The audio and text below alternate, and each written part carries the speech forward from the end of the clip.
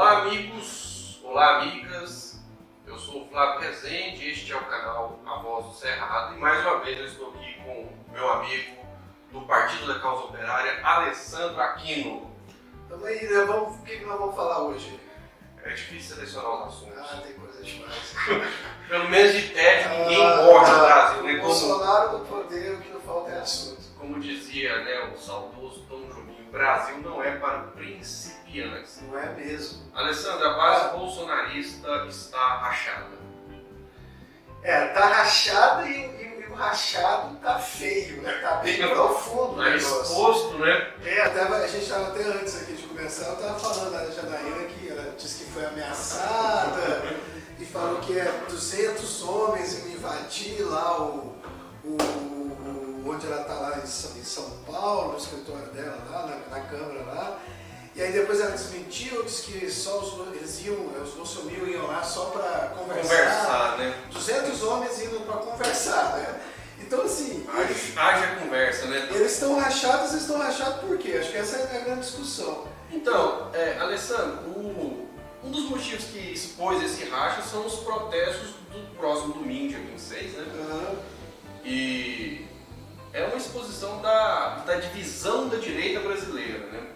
Então não vão participar dos atos o Movimento Brasil Livre, que apoiou o Bolsonaro no segundo turno, a deputada Janaína Pascoal, né, que você falou lá, que ela quase recebeu 200 bolsonaristas, que inclusive ameaça deixar o PSL, né, o partido do Bolsonaro. O cantor Lobão, que vive mudando de opinião, né, geralmente ele vai para o lado que é majoritário, né, na sociedade brasileira.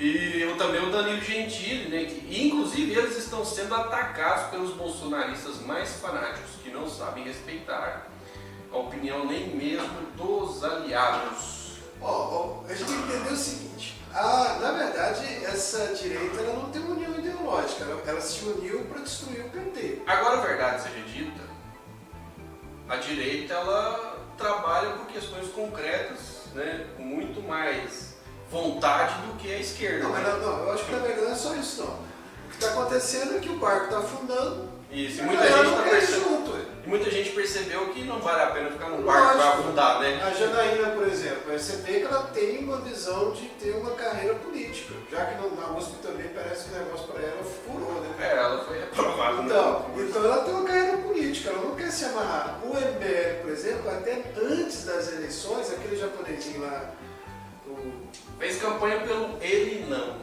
O Kim Kataguiri. Mas antes da eleição, eu lembro eu estava assistindo a reportagem dele, ele falando assim, que corria o risco, o bolsonarismo poderia acabar com o liberalismo no Brasil. Sim. Então, antes das eleições, eles já não tinham essa questão de apoiar tanto o Bolsonaro. Com essa cambada de cagada que o Bolsonaro está fazendo, né, eles estão pulando fora, lógico. E aí não é só por isso também não é só por uma carreira política. É também se eles conseguem implementar aquilo que a direitona está querendo. Né? Por exemplo, eles já sabem que o Bolsonaro não consegue fazer a reforma previdenciária. Então eles têm que criar outro mecanismo para bancar, passar dinheiro do pobre para quê? Para banco. Entendeu? Então tem isso também por trás. Né? Inclusive a gente vai até chegar nesse assunto da reforma da Previdência, que é mais um elemento do racha. Né? Agora, inclusive, o presidente do partido do Bolsonaro, Luciano Bivar, né, ele, sobre os atos, ele falou o seguinte, abre aspas, não tem por que existir qualquer manifestação, fecha aspas. Não precisa ser um gênio para fazer essa discussão, né? Mas assim, na verdade eles estão com medo dessa manifestação ficar muito vazia, e aí se isso acontecer, a explicação vai ser o quê? Nós não puxamos a manifestação, tanto é que nós não fomos na manifestação. E assim, o governo que precisa de manifestações favoráveis logo no início, depois de ter ganhado com 50 e tantos milhões de votos, é um governo fraco. O Bolsonaro queimou a gordura que ele ganhou nas eleições, né, muito rápido. Já desintegrou completamente. Até a própria hoje imprensa direitista ela vem falando isso, né, que a rejeição do Bolsonaro hoje é enorme. Nem Petrolina. Bolsonaro foi pro Nordeste lá, a Petrolina falou assim, aqui não, velho, aqui você não vai fazer não. No Mackenzie eles rejeitam o Bolsonaro, o Instituto Mackenzie, que é reduto de classe média alta. Isso aí.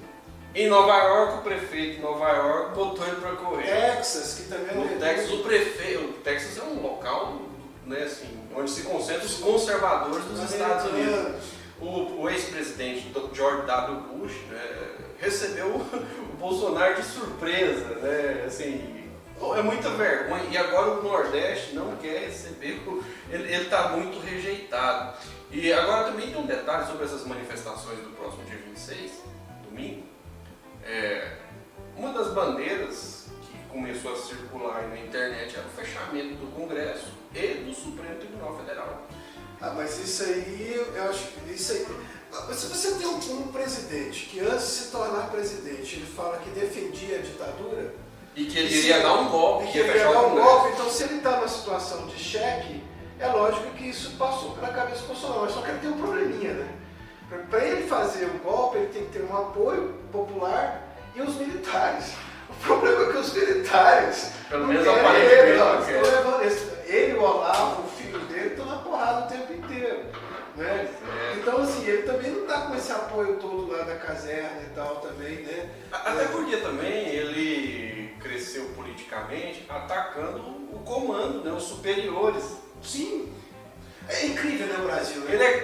Ele é uma pessoa que não é exemplo de um bom subordinado das Forças Armadas. Nem do Exército. É um cara louco que planejou estourar um oleoduto que poderia matar milhares de pessoas. E aí foi aposentado como louco e vira presidente. E um dos presidentes militares, eu não sei se agora não me lembro se era o Figueiredo ou se era o Geisel, chegou a declarar que não queria ir próximo dos quartéis depois que ele havia sido aposentado. Tem uma passagem, que eu acho que está até no processo dele, quando ele foi julgado, que na verdade os militares, no meio da fala lá, eu não sei se foi um promotor militar, não estou lembrado, que ele fala o seguinte, que é para ter dó dele. Que é uma pessoa desequilibrada, que portanto, porque ele podia ficar sem pensão, porque ele tem pensão desde os 33 anos. E ele podia ficar sem pensão, então ele tinha que ter dó dele e tal. E esse cara se torna presidente da República. Isso, agora, vamos deixar claro, ele também se tornou presidente da República depois de um golpe. E depois da retirada do senhor Luiz Inácio Lula da Silva. Isso, porque se o Lula tivesse disputado a eleição, o Lula teria vencido, essa é a verdade. Alessandro, o Kim Kataguiri, que está no DEM, mas provavelmente irá para um partido chamado MBL, Movimento Brasil Livre, que apoiou o Bolsonaro no segundo turno, ele já começa a falar em impeachment. Ele deu uma entrevista à revista Crosswell e disse o seguinte, abre aspas, ou a gente tem um parlamentarismo branco ou o impeachment, fecha aspas. Já se discute mesmo a queda do Bolsonaro. E é engraçado, que no Brasil tudo é meio controverso, é o contrário do que existe.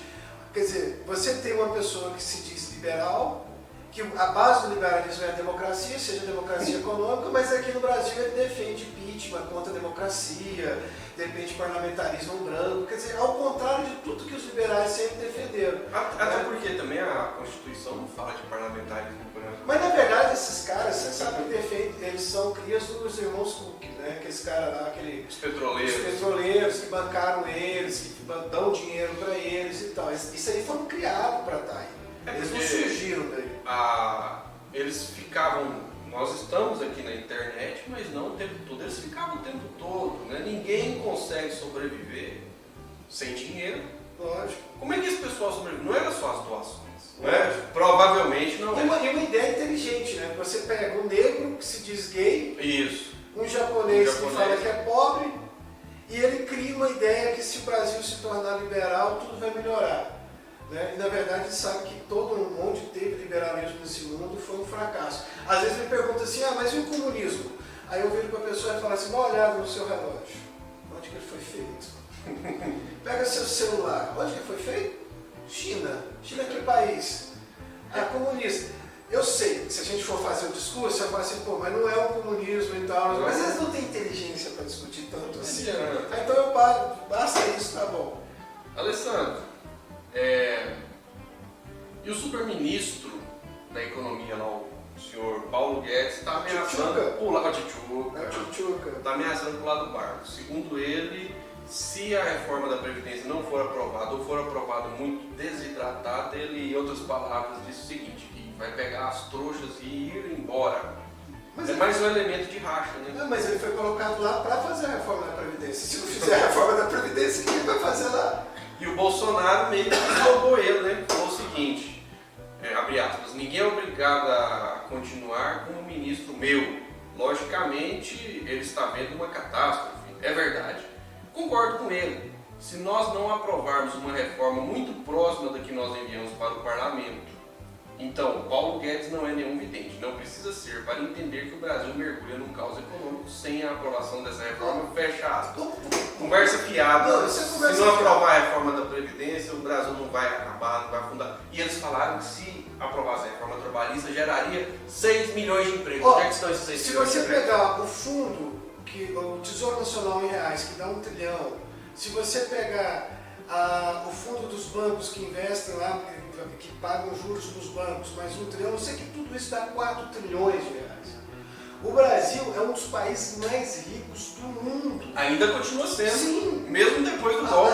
O que as pessoas têm que entender é o seguinte: o país é um dos mais ricos do mundo, só que esse dinheiro não está no meu bolso, não está no seu, não está na população que está vendo. Não, está nos bolsos de uma meia dúzia de pessoas. 6 pessoas no Brasil têm a metade do dinheiro, tem o dinheiro da metade da população. Isso é mentira. A reforma, não precisa ter a reforma da Previdência, tem dinheiro para isso, o Brasil é rico, isso é mais uma mentira. E pode incluir, pode fazer reforma agrária. O problema é que a gente tem uma elite muito mesquinha e uma classe média enlouquecida e meio peso. Eu falo que o Brasil é uma loucura, né? Porque todo país do mundo, a reforma agrária foi feita por capitalistas. Claro. Aqui no Brasil, a reforma agrária é bandeira de esquerdista. Porque a reforma agrária não é patrimônio. Ela não quer dividir e passar patrimônio. E sem contar que se fizesse a reforma agrária, o problema do desemprego seria solucionado. Não quero explicar isso. Mas Alessandro, um dia a gente vai fazer uma discussão aprofundada sobre a reforma agrária. Inclusive ir onde esses pessoal do MSP nos assentamentos. Eu passo, eu visito muito e a gente vê produção. Vamos lá. Alessandro, e a rejeição do Bolsonaro só aumenta. Pela primeira vez, a rejeição superou a popularidade. Passados 5 meses, né, desde a posse, a rejeição ao presidente ultrapassa a aprovação pela primeira vez. É o que mostra, né, a pesquisa da XP Investimentos, divulgada na sexta-feira, dia 24. XP Investimentos, que é ligado ao sistema financeiro. Claro, e que quer ganhar dinheiro. Lógico, só que o Bolsonaro não está deixando nem eles ganharem. E eles que nunca perdem, né? Entendeu? Mas o Bolsonaro hoje é uma encrenca, né? Não, demais. E assim, os que consideram o governo dele ruim ou péssimo já são 36%, eram 31% na primeira semana de maio. Será que ele vai conseguir chegar pior que o Temer? Vai. Se ficar, né? Essa é a questão. Né? Inclusive o ex-senador Roberto Requião falou isso, né? Tem um vídeo dele, ele falando que Bolsonaro iria adotar a mesma política econômica do Michel Temer e logo estaria na mesma situação de impopularidade do Temer. Não tem diálogo não. Mostra lá em Goiás como o senhor trata de estudante, viu, deputado? Mostra lá em Goiás como o senhor trata de estudantes. Vou mostrar lá em Goiás como o senhor trata de estudante. Vou mostrar. Estudante? Vou mostrar. Meu irmão. Vou mostrar. Lá, Pode continuar chegando. Petista o cacete. Não sou petista não. Não sou petista não, deputado. O senhor nem sabe maconheiro aonde, deputado? Maconheiro aonde, deputado? O senhor respeita. Eu sou professor de universidade, rapaz. O senhor respeita? O senhor respeita? O senhor respeita? O senhor respeita?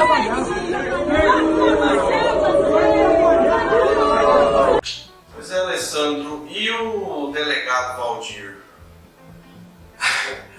Ô, Flávio, aquilo foi uma. Assim, vamos pegar aqui. Ele pega na fala dele lá e fala. Ele xinga as pessoas de maconheiro e tal, mas na verdade quem parece que estava drogado ali era ele. Ele estava bem estranho mesmo. Não é? Porque aquela reação que ele teve não é uma reação de uma pessoa normal. Não é uma reação agressiva. Ele estava bastante transtornado, uma coisa muito louca. Não, eu não consegui entender direito porque no meio do negócio lá, ele sai e eu procurei até essas cenas na internet para ver.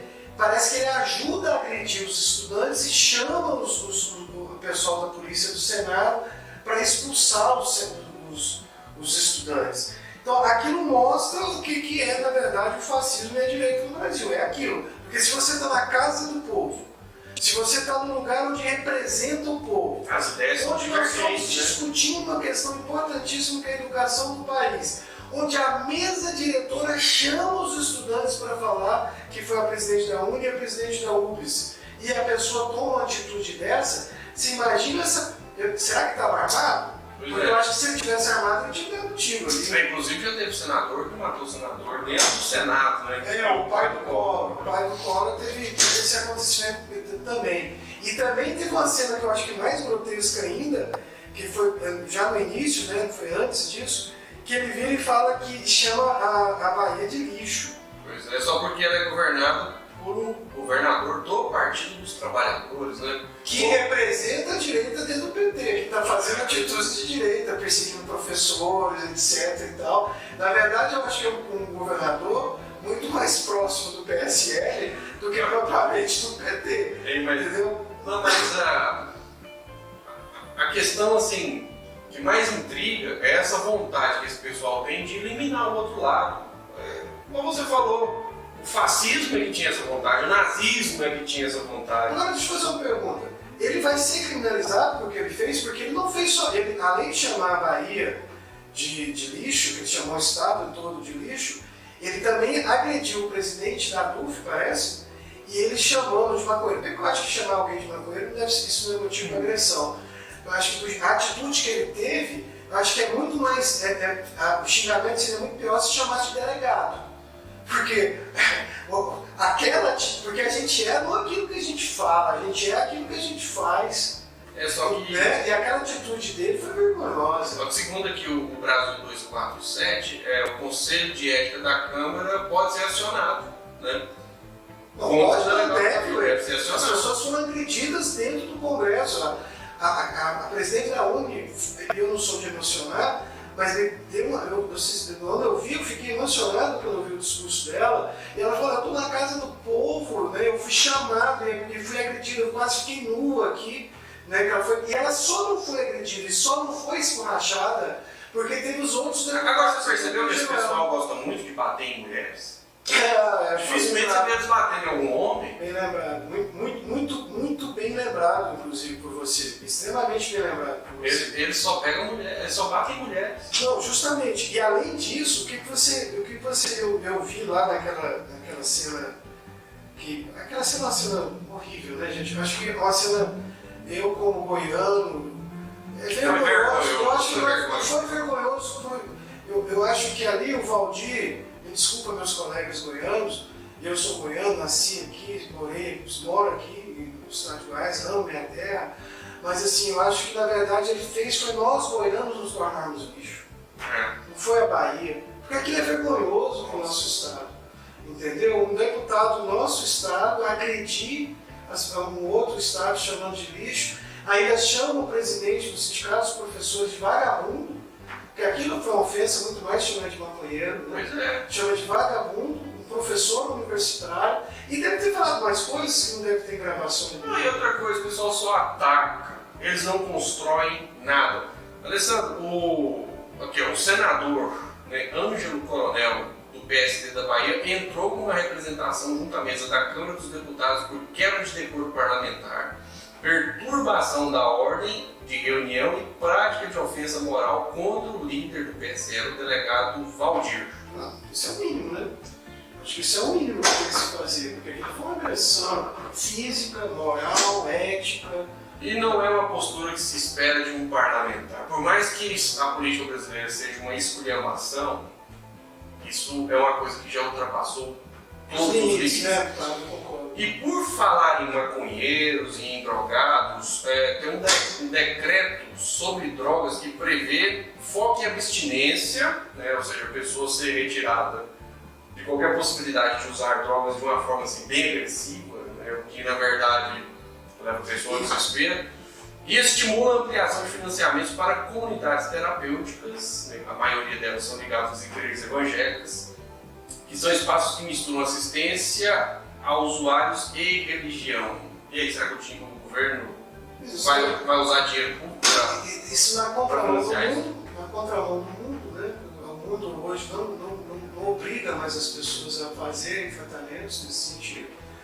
Na verdade, é um repasse de dinheiro público para as igrejas evangélicas, de tratamentos duvidosos, né? Que a grande maioria não dão certo.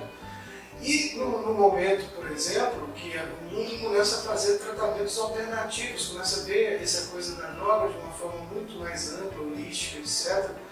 E o que nós estamos vendo aí, daqui a um tempo, Essas clínicas, você não duvida não, isso que eu estou te falando. Vai ter o trabalho escravo, você vai ver fábricas lá dentro, construção de bolas, o pessoal começa a fazer vela, começa a produzir coisa de dependente químico e colocando essas pessoas lá dentro presas, que na verdade é uma prisão ao contrário. Vai ser um... Agora, Alessandro, poucas pessoas estão falando nesse assunto grave. E tem um detalhe: toda luta política dentro do sistema capitalista tem como finalidade principal abocanhar uma parte de dinheiro, seja lá como for.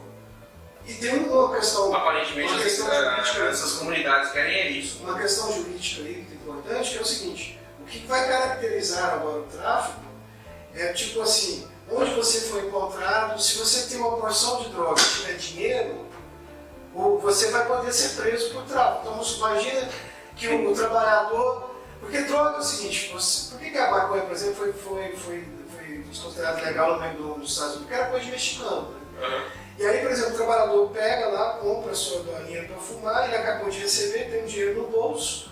Se ele tiver com dinheiro no bolso e tiver com um cigarro de maconha, ele vai poder ser preso como traficante e ficar 10, 15 anos preso. E num país que tem encarceramento em massa como o Brasil, isso é um desastre, né? E que não funciona, né? É a mesma coisa, você quer prender, mas também você não cria condições de prender, porque não cabe. Não cabe.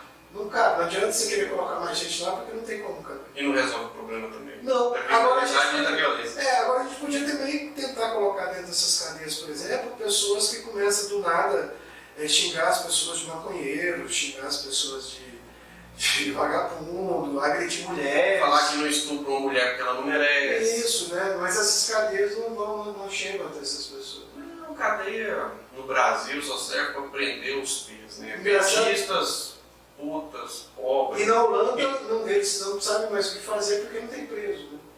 Né? Não tem preso. Mas você está passando a cabeça. Não estou passando a cabeça. A única pergunta que eu falo é o seguinte: resolve? É porque a gente quer resolver o problema. Não resolve.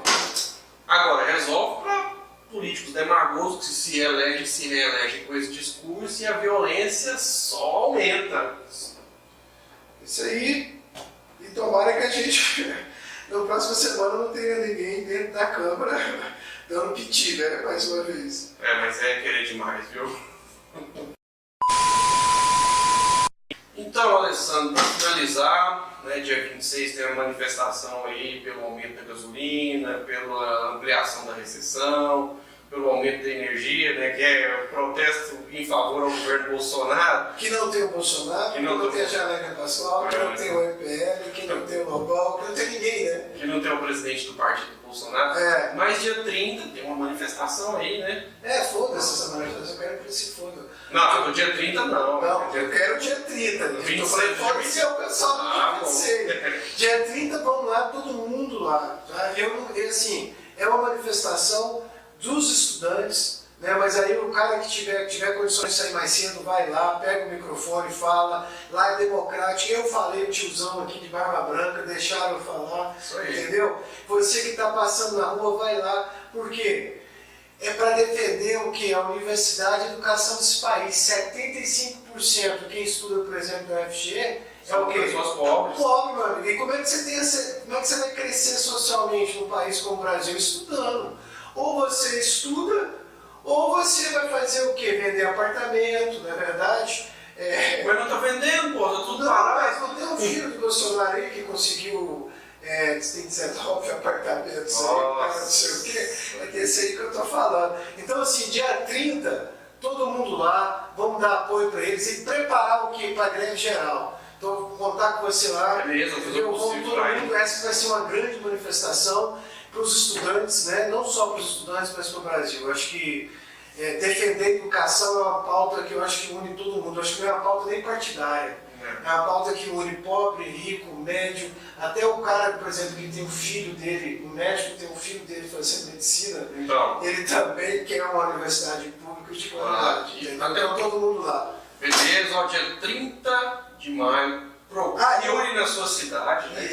E outra coisa, vamos fazer uma manifestação e botar o pau para quebrar, meu irmão. Entendeu? Essa manifestaçãozinha classe média, soltando pombinha da paz, não. Vamos mostrar que nós somos dignados mesmo. Se for para ir pro pau, vamos pro pau. Não tem que esse negócio de... Bom, todo apoio ao povo que perder a paciência, né? Porque os ataques são muitos.